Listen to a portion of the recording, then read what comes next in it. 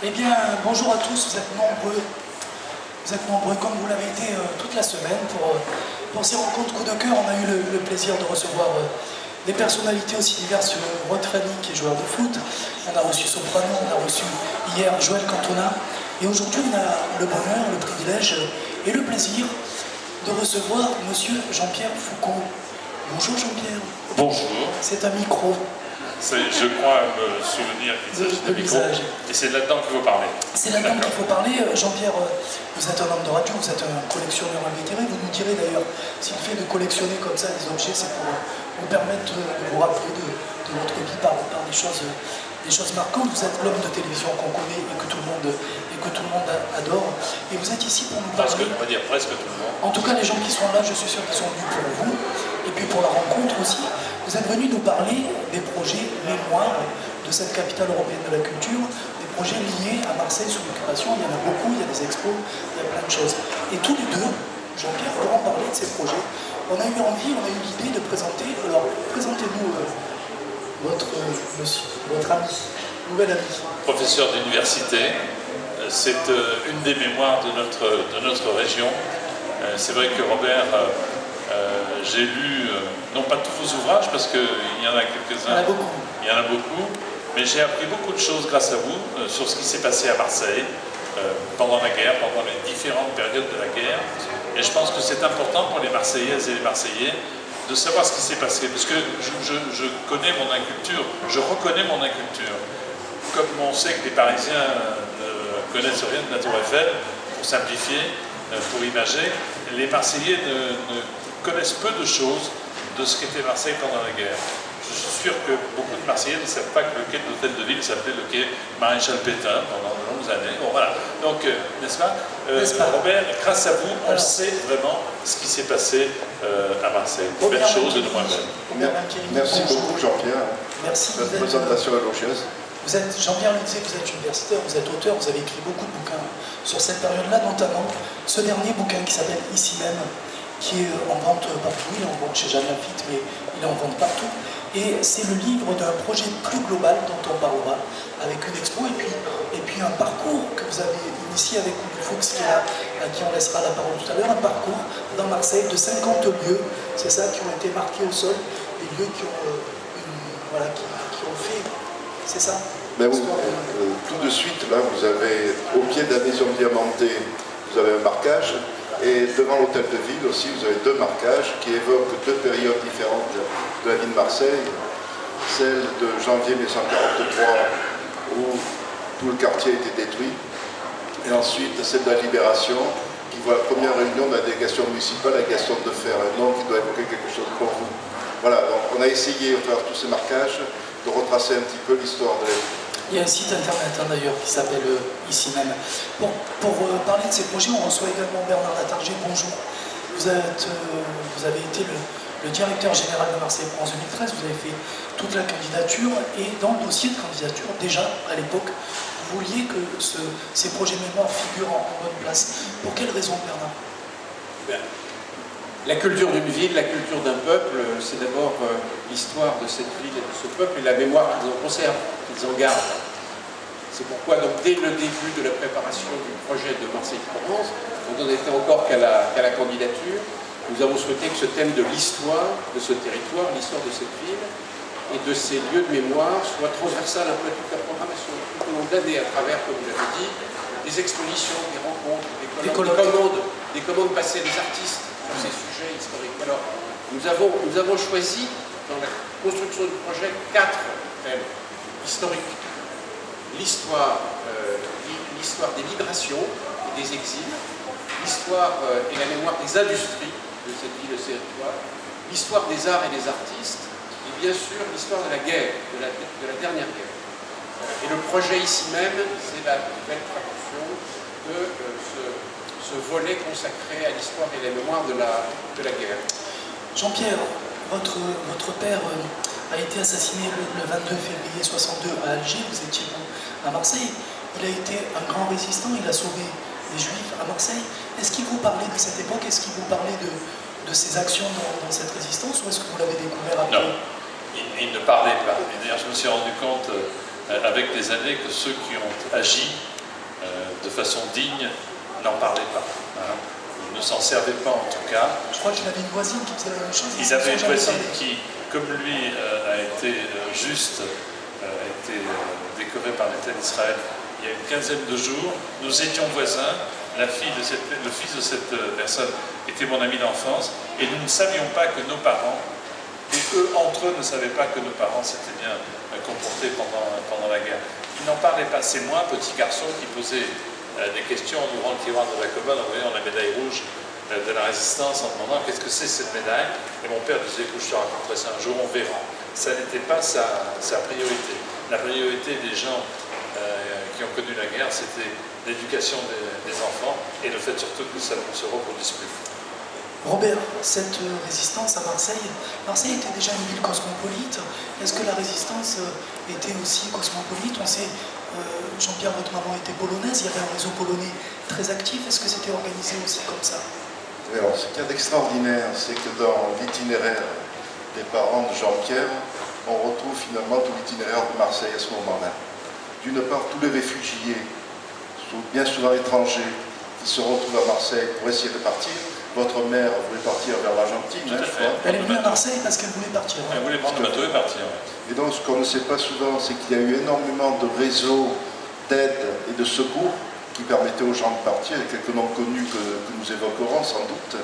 Mais donc, c'est une première caractéristique de Marseille qui, pendant longtemps, a été ignorée. C'est ce que j'appelle la première forme de la résistance, ou la toute première résistance, hein, ce secours et ce sauvetage. Et ensuite, votre père était aussi résistant dans un mouvement qui s'appelait Combat, on en reparlera peut-être aussi. Et donc Marseille voit aussi la naissance d'un des premiers mouvements de résistance qui va devenir le plus important de toute la zone sud, c'est le mouvement Combat. Et son dirigeant Henri Freinet diffuse son manifeste à l'automne 1940, donc très tôt. C'est pour ça que je pense que Marseille doit être fière de ces deux aspects, à la fois la résistance d'aide de sauvetage et la résistance des mouvements. Jean-Pierre, quand vous étiez petit, vous étiez déjà fasciné par la radio. Vous l'écoutiez, vous la regardiez, je crois, la radio. Surtout, oui, c'était important parce que parce qu'il y avait des lumières. non, parce que ça, nos parents écoutaient la radio parce qu'il se passait énormément de choses. Il y avait l'Indochine, il y avait l'Algérie qui nous préoccupaient. Et je pense qu'il fallait se taire quand la radio parlait. Et on regardait le poste, c'est curieux, mais on regardait le poste de radio. On était attiré par l'œil magique, si vous voulez.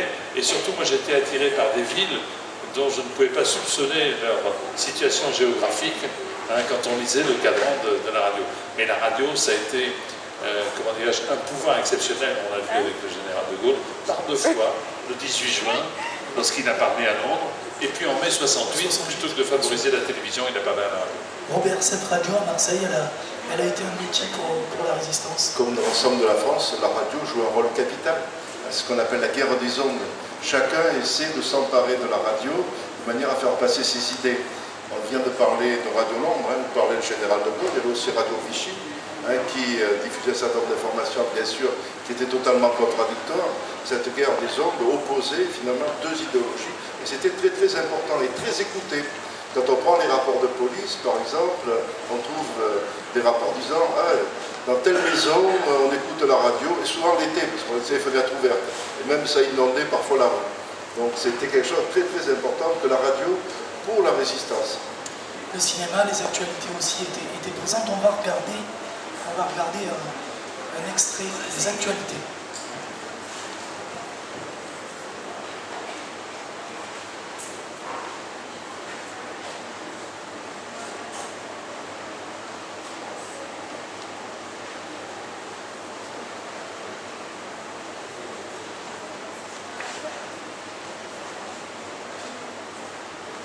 À Marseille, où l'on évacue certains quartiers, les équipes nationales de la jeunesse aident les sinistrés.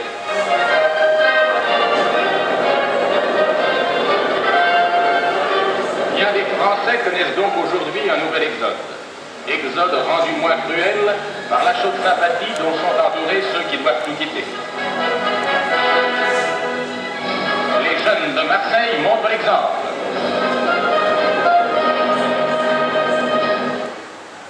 Donc, Robert, la radio, les résistants s'en servent préservé.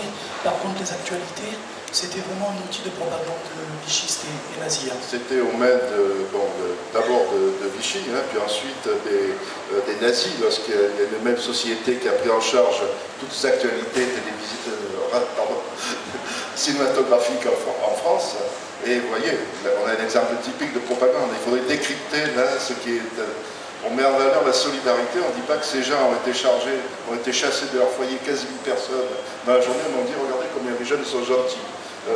Et on doit les aide à partir. Alors ces actualités passées donc régulièrement par les films, moi j'ai connu ça quand j'étais tout jeune aussi, mais bien souvent elles étaient sifflées.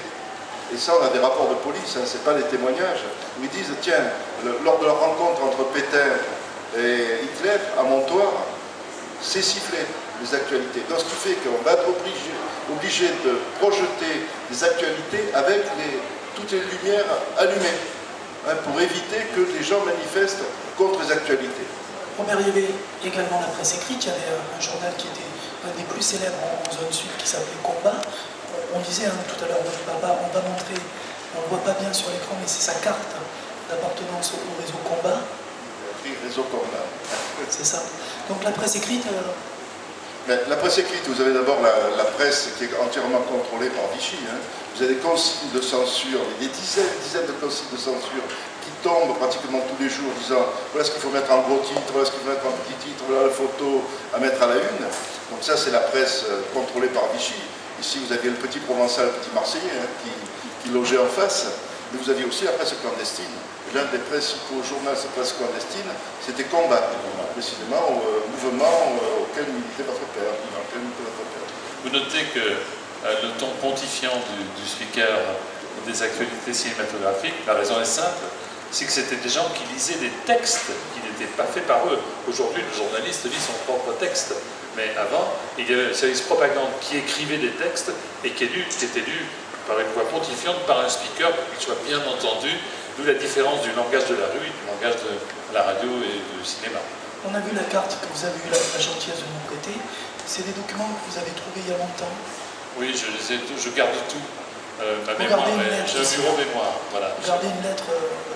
Je garde la lettre qu'il avait sur lui lorsqu'il a été assassiné. Bon. Sur laquelle vous nous aviez marqué un petit bout. Je crois que vous étiez au camping. Je suis allé camper à Mangiou. Monsieur Chamonin, on nous a donné de l'eau. C'était notre instituteur. Cette lettre ensanglantée qu'il portait sur lui parce qu'il s'est fait descendre à Alger est pour moi un document auquel je tiens comme à la fenêtre de mes yeux. Je garde tout, j'ai un bureau mémoire, il n'y a que moi qui y rentre. Sinon les gens d'abord ne comprenaient pas le classement que j'y ai fait. Mais tous les documents que j'ai depuis que je suis enfant, depuis que je suis en âge de comprendre, je les ai là, gardés et classés. On parlait avec Bernard Latargie tout à l'heure de la candidature. Marseille-Provence 2013 avait participé à un film de Pascal Canet qui s'appelle « Je ne vous oublierai jamais », un film qui parle du Marseille de cette époque-là. Je vous propose qu'on regarde juste un petit teaser, c'est pas inintéressant.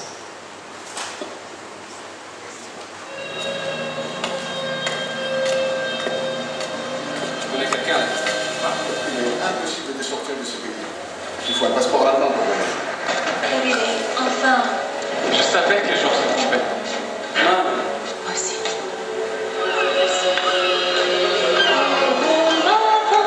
Au soleil de l'été, j'ai vu des gars à l'air déluré. Excusez mon intrusion, mademoiselle, mais il fallait que je vous exprime mon admiration. Et bien voilà, c'est chose faite. C'est nous qui t'aimons vraiment, Louis. Pourquoi tu m'espionnes comme ça? Où souhaitez-vous partir, monsieur Polonsky? En Argentine, avec ma mère et mes soeurs. Je veux que tu restes ici. Tout se passe dans ta tête, Louis. Monsieur Polonsky vit seul ici, mademoiselle. Seul. Ça te fait peur, hein? Faut pas intervenir pour moi. T'es sauf-conduit. Monsieur regrette déjà de nous avoir fait venir. Louis, pourquoi tu me mens? J'ai déposé les sauf-conduits là-bas, il n'y avait personne. Je t'ai pas menti, je te jure. Les attelles. Faut que tu te laisses faire avec ta Louis. Quand tout le monde aura embarqué, vous allez tirer les douanes. Tout ça en douceur, monsieur. Il vaut mieux, Levelet, que tu abandonnes tout espoir de les revoir vivantes.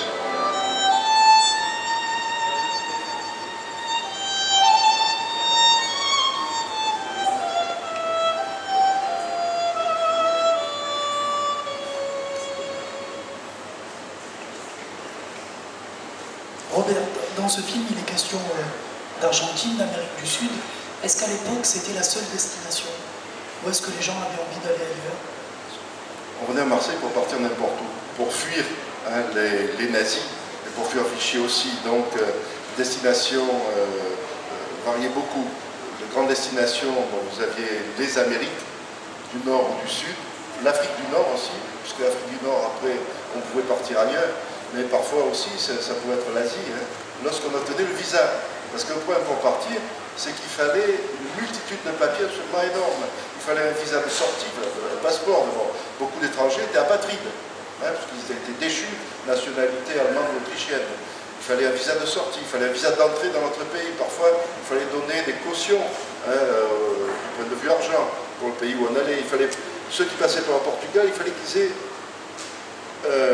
billets de bateau, hein, puisque le Portugal ne voulait pas les garder chez eux. Donc, vous voyez, c'est énorme. Lorsqu'on avait le visa de sortie, parfois on n'avait plus le visa d'entrée dans notre pays. Donc, c'était absolument énorme. Alors, parmi les destinations, les États-Unis, et on parlera du rôle de Varian Fry peut-être, et le Mexique, hein, avec le consul.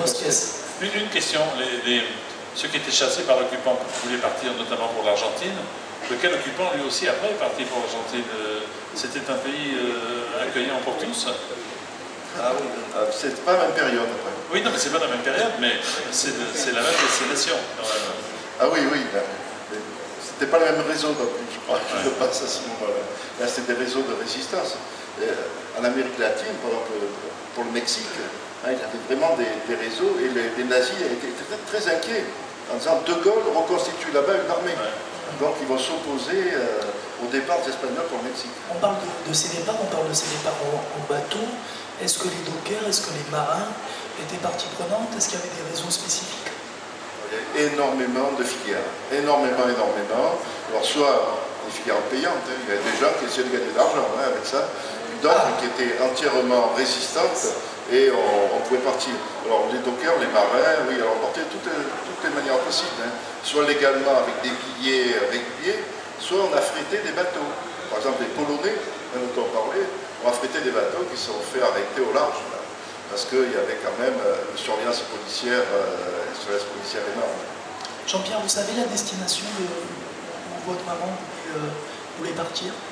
Non, je pense qu'elle partait pour l'Argentine parce que sans doute certains membres de sa famille voulaient le faire. Sa sœur voulait le faire. Sa sœur qui malheureusement a voulu aller se cacher dans un petit village avec ses enfants, avec peut-être le lac en Savoie. Elle était persuadée que dans un village on laisserait tranquille. Hélas, c'est là qu'elle s'est fait rafler. Les Allemands ont laissé les enfants. Mon père est allé à téléphoner à la logeuse, qui s'appelait Madame Patate. J'ai eu sa fille il n'y a pas longtemps au téléphone. Elle les a mis dans le train jusqu'à Marseille. Dans le train, on leur a volé leurs chaussures. Ils sont arrivés ici.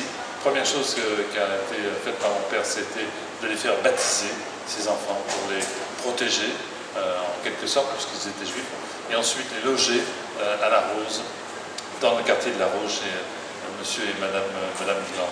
Et l'un des gamins, la fille vit toujours, elle habite New York. Le fils s'est éteint il y a 2 ans à Miami.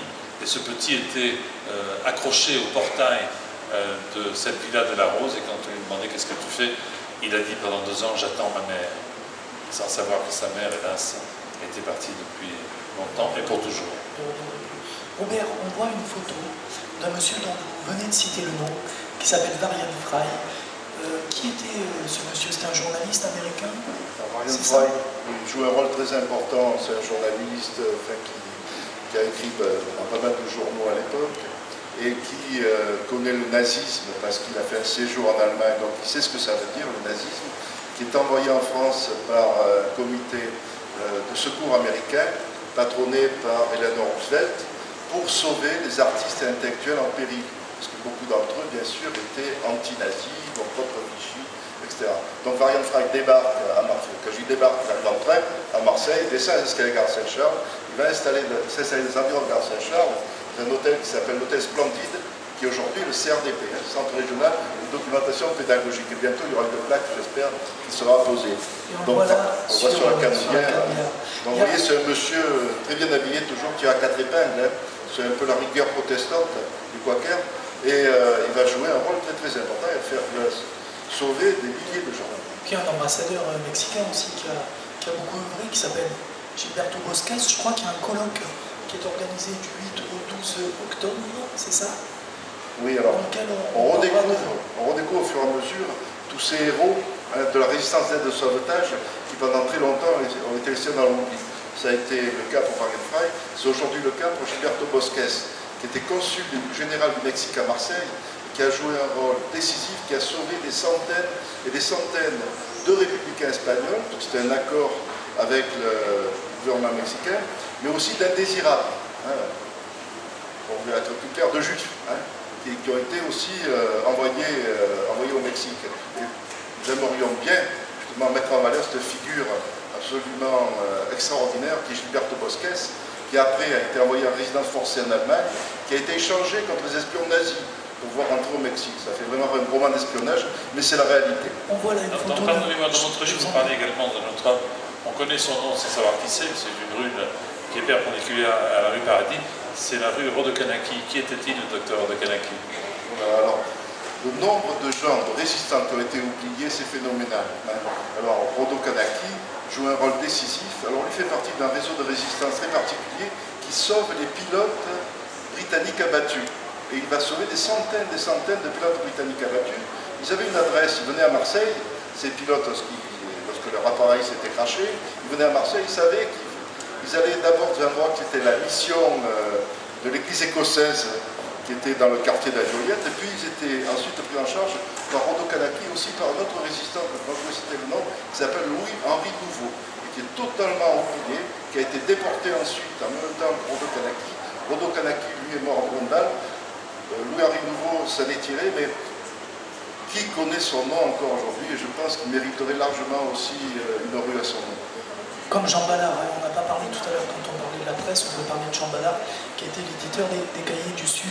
On voit cette photo, on l'a choisie parce que ça évoque les papiers, les faux papiers. C'était compliqué, Robert, de trouver des faux papiers. Est-ce que c'était payant, les faux papiers? Alors là aussi, on trouve de tout. La confection à faux papier, il y a des gens qui essaient de s'enrichir.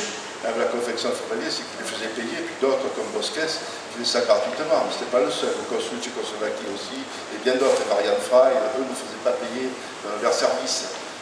C'était un peu compliqué pour faire les faux papiers, parce qu'il fallait trouver de bons faussaires.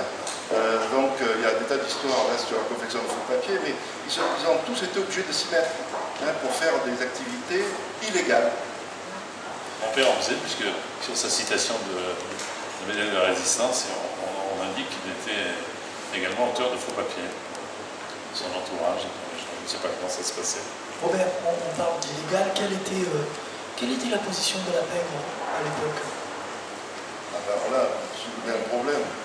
Lorsqu'on est dans l'illégalité, on a des contacts avec des gens qui le sont déjà. Et ceux qui le sont déjà toujours, c'est la pègre. Bon, à Marseille, il y a un peu de pègre, on le sait, c'est pas qu'aujourd'hui, c'est un grand port, donc ça facilite aussi tous les trafics. Quand on essaie de faire un faux papier, quand on essaie d'avoir de l'argent, tout est obligé de passer par la pègre. Ça ne veut pas dire qu'on devient soi-même un banquier. C'est ça la grande différence. Et la pègre aussi était partagée. Ils se sont clivés. D'un côté, il y a une partie de la pègre qui a rejoint la résistance, et de l'autre, celle qui était du côté des nazis, et qui était avec le PPF, le Parti populaire français de Saviani, qui lui faisait le travail des nazis. Dans l'extrait qu'on a regardé du film de Pascal Canet, on voit l'importance du musical, du cabaret à cette époque-là. Dans votre bouquin qui est là, vous posez la question de la culture. Marseille 40-42 était-elle une capitale européenne de la culture? Posez la question, la réponse n'est pas si évidente que ça. Il y avait deux cultures. Il y avait une culture officielle et puis une culture un petit peu plus occulte. Alors j'essaie d'être un peu iconoclaste sur cette histoire de Marseille, capitale de la culture. Je reconnais Marseille, capitale européenne de 2013. Je voulais dire qu'en 1940-1942, c'était pas pareil. C'est-à-dire la vraie culture était clandestine. Et donc a été pourchassée par Vichy. Et Vichy a anéanti comme ça des secteurs culturels qui existaient à Marseille. Bon, je le détaille dans mon ouvrage. En revanche, la culture officielle, c'était la culture vichiste, mais qui était très importante. On en parlait tout à l'heure, il y a des grands spectacles au stade de Vélodrome, par exemple à l'honneur de Jeanne d'Arc, ou d'autres choses aussi. Pour la Légion, les fêtes de la Légion française des combattants, c'était des grands spectacles. Il y a tout un art de Vichy, hein, qui d'ailleurs ça a été repris depuis par beaucoup de publications, tout un art de Vichy qui existe. Bien sûr, mais pas un art révolutionnaire, un art révolution nationale, je dirais.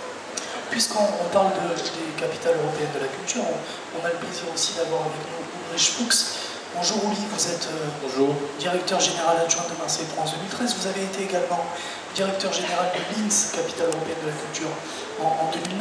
Linz, qui était une ville dont Hitler était très proche, vous aviez déjà à Linz fait pas mal de projets mémoire. Quels sont, là on a parlé d'ici même, quels sont les autres projets tout au long de l'année 2013 sur le territoire? On parlera après du camp des Milles, dont vous avez eu à faire la programmation sur ce sujet. Oui, comme Bernard Latanger l'a dit, on a essayé de programmer des projets sur la mémoire de ce territoire, de cette ville, pendant toute l'année.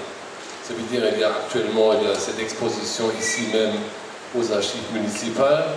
Il y a une exposition au camp des Milles sur l'œuvre d'un artiste qui s'appelle Ferdinand Springer, qui était un des artistes internés au camp des Milles.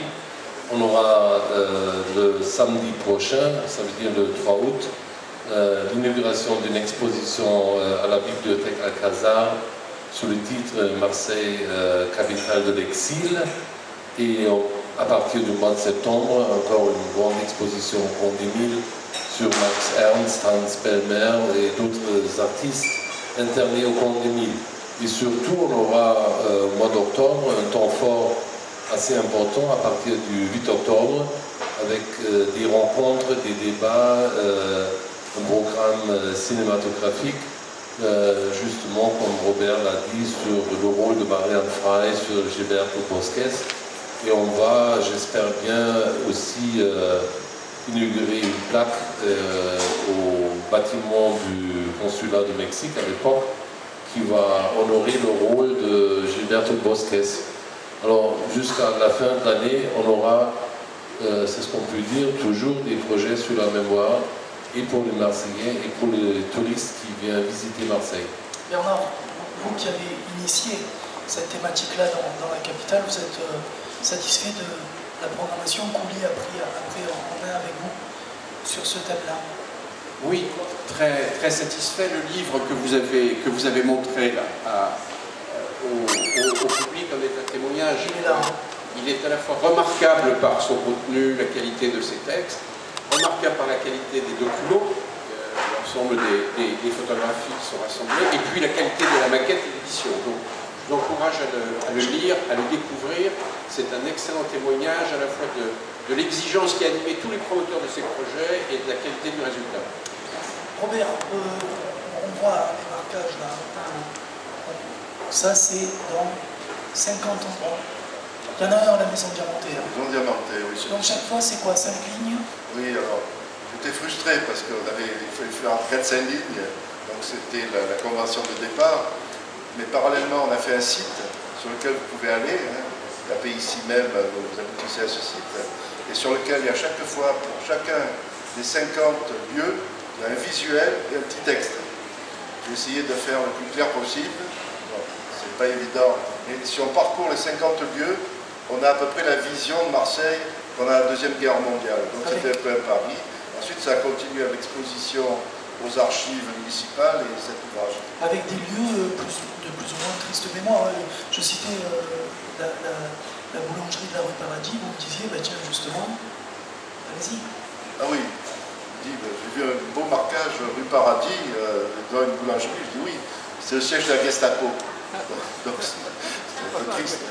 Et vous me disiez que le boulanger, bon voilà, quoi, il a pas. Oui, non, le boulanger n'y avait aucun inconvénient. Mais même mieux, et Ulrich pourrait le dire, lorsque devant le consulat du Mexique, l'inscription a été malencontreusement effacée, les gens du quartier ont écrit en disant comment, pour une fois qu'on avait quelque chose qui nous valorisait, on nous le lève. Ils ont insisté pour qu'on...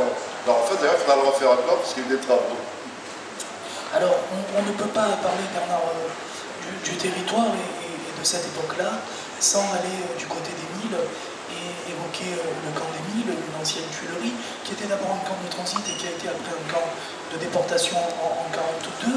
La fondation du mémorial du camp des Milles est présidée par Alain Chouraki. Vous vous êtes au conseil d'administration, vous êtes également au comité scientifique. On va regarder juste un petit teaser sur le camp des Miles pour vous situer.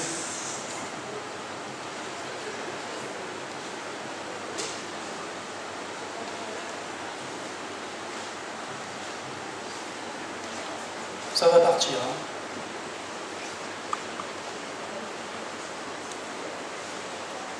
Alors, de toute façon, c'est pas grave parce que l'image la plus importante, elle est là.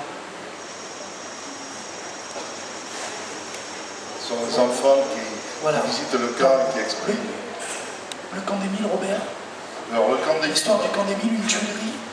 Oui, c'est une tuilerie au départ qui a été fermée après la crise, c'est-à-dire en 1938, qui va être utilisée d'abord par la Troisième République pour interner ce qu'on appelait les sujets ennemis, c'est-à-dire les Allemands et les Autrichiens qui le plus souvent étaient anti-nazis, mais qui sont retrouvés enfermés là. Puis à partir de 1940, Vichy l'a utilisé comme camp de transit, c'est-à-dire que les étrangers qui étaient dans d'autres camps, par exemple les camps du Sud-Ouest, pouvaient transiter par les Miles pour partir. C'est à partir des Miles, ils pouvaient faire des papiers. Mais à ce moment-là, il faut dire aussi que le camp des Miles a ses annexes à Marseille. Il y a 4 hôtels à Marseille, parce qu'au Miles, ce sont les hommes. Dans ces 4 hôtels à Marseille, ce sont les femmes et les enfants. Alors, on a marqué un en particulier qui s'appelle l'hôtel Terminus des Ports. C'est boulevard des Dames, près du J1. Vous pouvez y aller, il est marqué au sol. Et là se trouvaient les femmes et les enfants qui, malheureusement, ont connu aussi la dernière étape du camp des Miles. C'est-à-dire pendant l'été 1942, le camp des Miles a une autre destination. C'est-à-dire, ça a été un camp de regroupement pour les juifs étrangers qui ont été envoyés à Drancy, puis ensuite dans les camps d'extermination. Est-ce que ça part? Allez, ça part.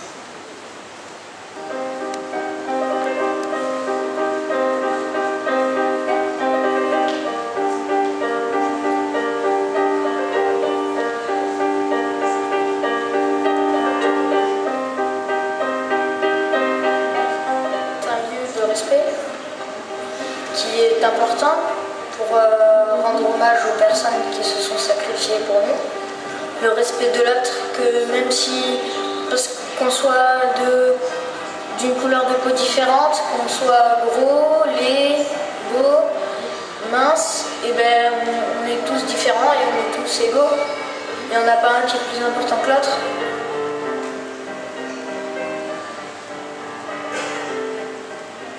À l'école, on va en parler. Jean-Pierre, on voit des enfants là au camp des Miles. C'est essentiel ce qu'on voit. Bien sûr. C'est pour ça qu'on a pris ce petit bout, parce que tout est dit, c'est ça. Tout est dit. Il faut que de génération en génération, on sache. Et qu'on fasse passer ce savoir de ce qui s'est passé justement pour que plus jamais ça se reproduise. Aujourd'hui, où les enfants peuvent, sur leur tablette numérique, tuer quelqu'un, appuyer sur reset et le faire revivre, il faut savoir qu'il y a une période. Et quand on tuait, on tuait. C'était pas si simple que ça. Est-ce que Virginie, votre fille, vous a posé des questions sur à ma mère. À votre mère. Elle a posé à sa grand-mère des questions. Et sa grand-mère, les parents parlaient peu aux enfants directs. Parce qu'il fallait les élever, il fallait les éduquer, puis la vie avançait. Mais les petits-enfants, on a le temps. Et donc elle a écrit un livre que j'ai donné à Robert, un livre où elle raconte sa vie, ce qu'elle n'avait pas raconté à son propre fils et à ses filles. Et j'ai découvert, moi, des choses grâce à ma fille que ma mère ne m'avait jamais dites. Elle n'était pas trop d'accord hein, pour que vous alliez chercher dans le passé. Je crois qu'à un moment donné, vous vouliez racheter la voiture de votre père, la Delaunay. La Delaunay, oui. Delaunay, pardon. Elle m'a dit c'est un tas de ferraille. Oui. Elle n'avait pas envie qu'on passe. On n'avait pas les mêmes rapports avec la mémoire. Hein. Moi, j'ai besoin de toucher la mémoire. Elle, c'était dans sa tête et c'était peut-être plus riche. C'est pour ça que vous collectionnez des tas de choses. Pas des tas de choses. Si. Mais, non, pas des tas de choses. Je collectionne des voitures. Des voitures populaires d'après-guerre. Non, des grosses voitures. Oui. Vous collectionnez aussi des porte-clés, des choses. Ah non, je collectionne. Attendez. Ça va pas du tout. Je ne collectionne absolument pas des porte-clés. Ça a été mon premier métier pendant un mois et demi. C'est vous dire. Grosse carrière. Pendant un mois et demi, ensuite j'ai réussi un concours de radio. Il y a 49 ans que je parle à la radio tous les matins. J'étais encore ce matin. Et donc j'ai vendu des porte-clés parce que c'était très à la mode pendant un an et demi. Je ne pense pas avoir gagné beaucoup d'argent en vendant des porte-clés. Et d'ailleurs l'entreprise qui m'avait engagé n'existe plus. Sans doute à cause de mon passage. Robert, on parlait des enfants. Au camp des Miles, c'est vraiment... il y a un vrai souci pédagogique. Vous accueillez des scolaires. Tout Tout à fait, il y a une préoccupation pédagogique qui est très importante. Bon, il y a plusieurs volets, il y a le volet historique qui explique ce qui s'est passé. Il y a aussi tout un volet qu'on appelle le volet réflexif, pour essayer de faire réfléchir sur la manière dont les choses sont produites et surtout la manière dont on peut résister. Et montrer qu'il n'y a pas de petits gestes finalement de résistance. On peut parfaitement s'opposer à quelqu'un qui a des comportements racistes, qui a des paroles racistes. Donc ça c'est très important.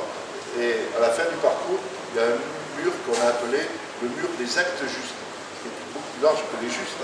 C'est tous les gestes qui ont été faits pour sauver des gens, pour lutter contre le racisme, la xénophobie, l'antisémitisme. C'est une préoccupation essentielle pour le mémorial de Munich.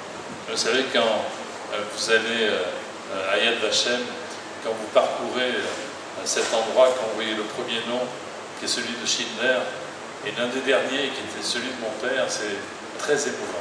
C'est très, très émouvant de voir cet arbre et de voir ce nom gravé en se disant, tiens, tous ces gens-là se sont bien comportés, qu'aurions-nous fait nous-mêmes? Nul ne sait. Justement, Jean-Pierre, je sais que je vous ai embêté, moi. Je vous ai embêté, je vous ai demandé de participer au coup de cœur. Vous m'avez dit oui, je sais pas. Je vous ai embêté, vraiment.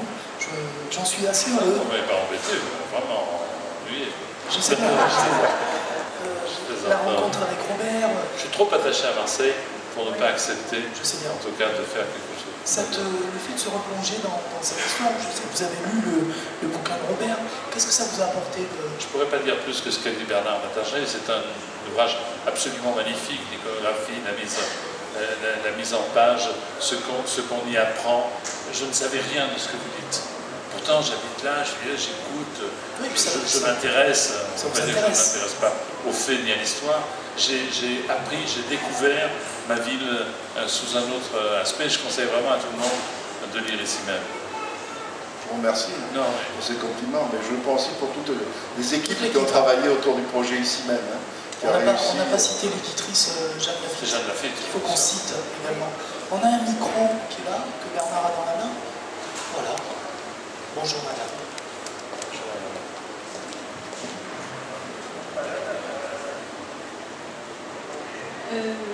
Merci beaucoup à vous tous d'évoquer tous ces menus événements et ces grandes personnalités, ces personnes de grande taille, de grande humanité surtout. Je voulais savoir si pas de Marseille, bien que mon grand-père soit né sur le trottoir au niveau du 40 de la Canodière, il y a bientôt plus d'un siècle. Mais de cœur, ça certainement. J'ai passé toute mon enfance en Haute-Provence, peu importe. Je voudrais vous poser la question à tous, notabilité et autres. Ne pensez-vous pas qu'il serait intéressant dans un souci pédagogique et souci didactique au niveau des enfants, mais à notre propre niveau à nous, de mêler, je pense au travail par exemple de Olivier Morel qui est toulonnais et qui est le fondateur de l'Observatoire sur la violence éducative ordinaire. De mêler, en tout cas d'associer, de combiner tout le travail fait par les personnes. Olivier Morel, je crois, est un philosophe, un enseignant, voilà, qui s'est converti en grand pape, je pense qu'il a résisté aussi pendant la guerre, et qui maintenant a passé le relais, mais qui a vraiment fait toute une carrière pour prôner vraiment pas une non-violence directe qui nous est impossible, mais une connaissance, une reconnaissance et un savoir simple mais complet sur qu'est-ce que c'est que la violence éducative ordinaire, celle qui nous amène au fascisme. Peut-être que, Ouli, tu peux répondre sur le choix de la programmation. Alice Miller, Olivier Morel, Muriel Salmona, médecin. Merci, madame. Ce sont des personnes qui sont incontournables. De même que M. Rosenberg pour la communication non violente, qui démarre dans les écoles d'ailleurs, en ce moment. Oui, tu as fait des choix, brièvement. Je suppose qu'il y avait plein d'artistes et plein de choses qu'on aurait pu mettre à l'honneur. Je crois que votre proposition, c'est justement un peu la stratégie du Camp des Milles. Parce que le Camp des Milles, d'un côté, c'est un site de la mémoire, un site mémorial de ce qui s'est passé dans les années 40. Mais les interventions du Camp des Milles, les expositions, les propositions pédagogiques, et aussi les propositions culturelles ou artistiques d'ailleurs, avec les lectures, avec les concerts, etc., ça élargit vraiment cette démarche. En même temps, moi je suis d'avis que cette période du XXe siècle, le fascisme en Europe, c'était quand même une période historique qui était tellement cruelle et tellement importante aussi pour l'histoire de l'Europe qu'il ne faut pas mélanger cette période avec d'autres périodes historiques. Alors moi, quand il y avait un débat en Allemagne sur le stalinisme et le fascisme, j'ai toujours trouvé qu'il ne faut pas mélanger les choses. Je ne sais pas si Robert est d'accord, mais là je suis un peu plus prudent. Tu me disais tout à l'heure, Robert, qu'on ne peut pas comprendre le XXe siècle et même le XXIe siècle si on n'a pas quand même quelques notions de ce qui s'est passé pendant cette période-là. Oui. Alors, je suis d'accord avec ce que vient de dire Ulrich. C'est-à-dire, je crois que, il faut d'abord bien comprendre ce qui s'est passé, ce qui n'est pas évident, parce que parfois il y a des idées toutes faites. Donc, du point de vue historique, il faut vraiment approfondir. Je veux dire, je prêche pour ma paroisse, parce que je suis historien, et je ne suis pas du tout en désaccord ensuite pour qu'il y ait des prolongements, bien évidemment. Et je crois qu'il faut bien distinguer les deux et pas télescoper les périodes. Parfois on dit, aujourd'hui ce fascisme qui revient, non. Ça, c'est une période bien précise, bien définie. Il y a toujours des risques, bien sûr. C'est ce qu'on met en évidence, justement, au mémorial des Milles. En disant, attention, période de crise économique, intolérance, etc., ça peut conduire à... Mais cette période-là est difficile à comprendre. Et donc, il y a toute une pédagogie à avoir pour enseigner cette période. Est-ce qu'on a une autre question ?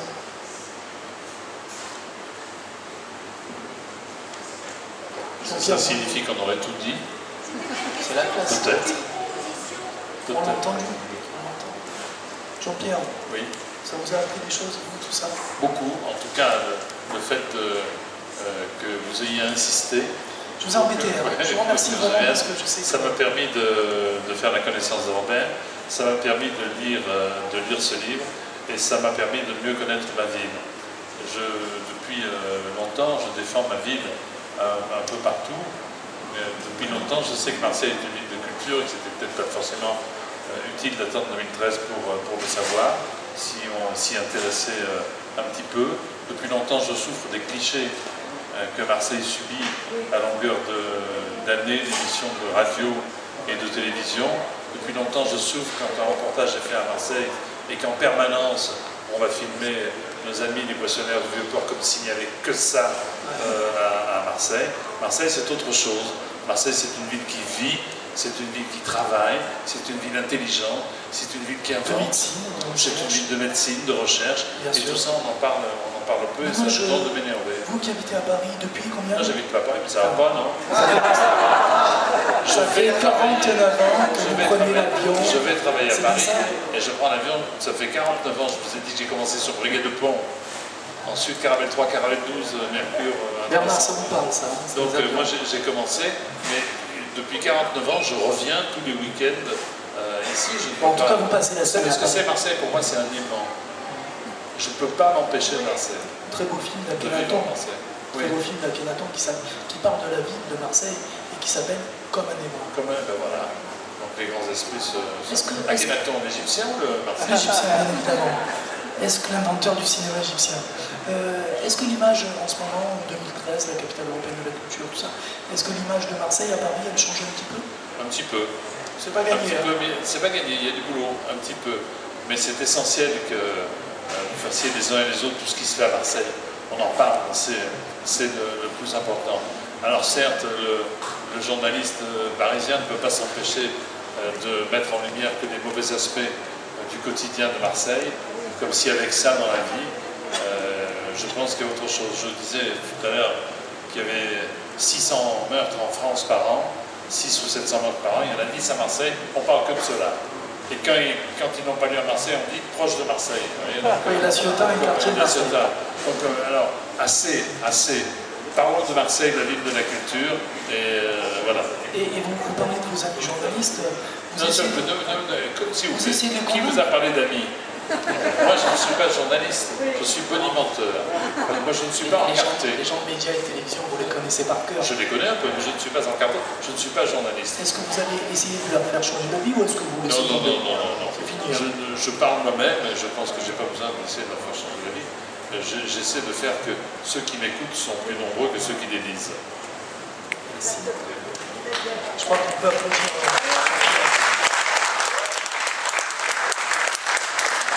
Écoutez, c'est magnifique comme conclusion. Non? Je trouve. Parce que vous le dites. Ulrich Fuchs m'a demandé de montrer ça. Je crois que vous l'avez sur vos sièges. C'est les programmes à la fois du colloque. Ça, c'est le colloque. C'est Robert, 8 au 12 octobre 2013, c'est où? Juste un petit mot, c'est le pré-programme, c'est-à-dire il y a encore quelques modifications, mais les dates sont les mêmes, c'est-à-dire c'est du 8 au 12 octobre. C'est autour de l'association Variant Fry France qui a impulsé le projet, avec d'autres associations. Donc, la première partie portera plutôt sur l'action de Variant Fry. Le lendemain, on parlera plus de la Shoah. Le troisième jour, plus des résistants antifascistes étrangers à Marseille.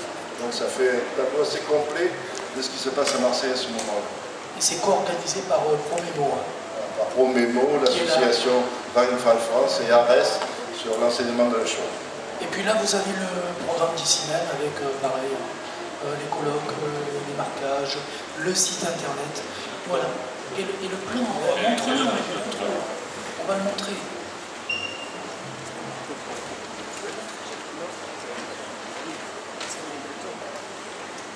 Voilà, le plan qui rassemble. Vous allez cliquer sur chaque lieu et vous aurez donc un visuel et un petit texte qui explique ce qui s'est passé.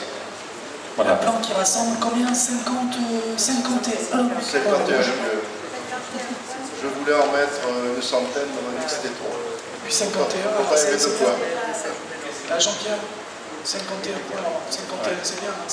Il a fallu attendre 65 ans pour que je fasse chevaler. Merci en tout cas de votre aide. Je vous demande vraiment, parce que je sais que je vous embêtais, vous avez bousculé votre agenda. Vous avez bousculé votre agenda aujourd'hui. Parce que vous avez fait votre émission à Marseille. C'est un plaisir pour moi de faire mon émission à Marseille. Comme ça, on est plutôt à la maison. Oui, exactement. Jean-Pierre Foucault, merci. Merci à Robert.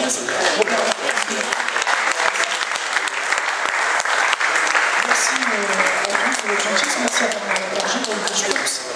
Et puis, à Hervé, à la technique, à Olivier, à Chloé, à Elodie, à Renaud, à plein de gens qui nous ont aidés, à l'équipe du Pavillon M, qui nous reçoit si gentiment. Vous avez des appels, Jean-Pierre?